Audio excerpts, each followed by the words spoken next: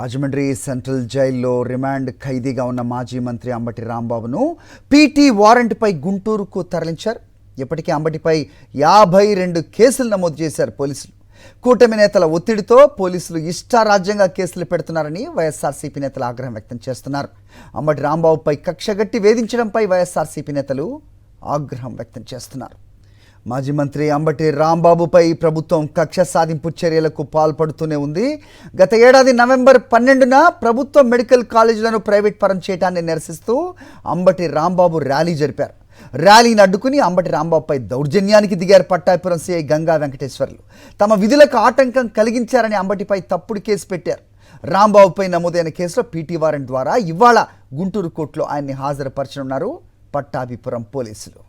Right, ఈ అంశంపై updates మా కరెస్పాండెంట్ హరీష్ అడిగి తెలుసుకుందాం. హరీష్, చెప్పండి, పీటీ వారెంట్పై రాజమండ్రి సెంట్రల్ జైలు నుంచి గుంటూరు తరలించినట్టుగా చూస్తున్నాం. సో ఏంటి ఈ కేసుల పరంపర ఇప్పటితో ఆగేదిలా కనిపించట్లేదు.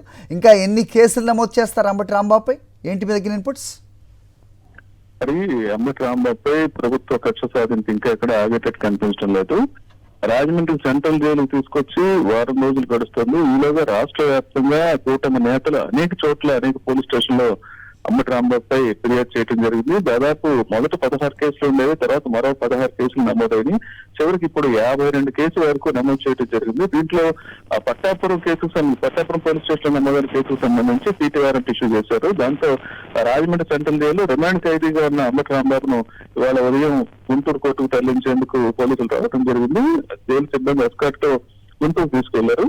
తర్వాత దీంతో పాటు ఇంకొన్ని వారెంట్లు కూడా పీటీ వారెంట్లు కూడా సిద్ధం చేసినట్టు తెలుస్తుంది. మొత్తానికి ఏదో రకంగా వేధించడానికి, ఫిజికల్ గా వేధించడానికి ఈ వాహనంలో దాదాపు 5-6 గంటల పాటు కోర్టు హాజరు తిరిగి వెళ్ళొచ్చి మళ్ళీ అదే పీటీ వారెంట్లు కొనసాగితే ప్రతిరోజు ఎక్కడో చోట వేరు కోర్టులకు తీసుకెళ్లడం ద్వారా తీవ్ర వేదికలు గురి చేసేందుకు ప్రయత్నిస్తున్నట్టు తెలుస్తుంది. దీంతో పాటు మరోవైపు జైల్లో రిమాండ్ ఖైదీగా అంబటి రాంబాబు మాజీ మంత్రి అయినా సరే ఆయనకి ఎటువంటి ప్రివిలేజెస్ కల్పించలేదు. ఇప్పటికే చాలా సార్లు ఆరోపించడం జరిగింది. వైఎస్ఆర్సీపీ లీగల్ సెల్ కూడా ఆరోపించింది.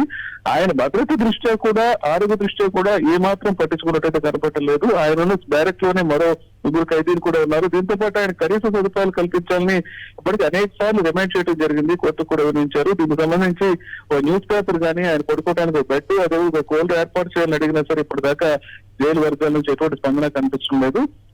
జైల్లో ఆయనకి ఏ రకమైన ఫెసిలిటీస్ కల్పించకుండా కొనసాగించడం, కనీసం ఇంటి దగ్గర నుంచి ఫుడ్ తెప్పించుకునే అవకాశం కూడా ఇప్పటిదాకా కల్పించలేదు. మరోవైపు ఎక్కడికక్కడ ఈ కేసులు నమోదు చేయడం, పీటీ వారెంట్లు ఇష్యూ చేయడం ద్వారా ఏదో రకంగా ఆయన మీద ఈ వేధింపుల పరమైతే కొనసాగుతున్న విషయం స్పష్టంగా తెలుస్తుంది. ఆల్రైట్ హరీష్.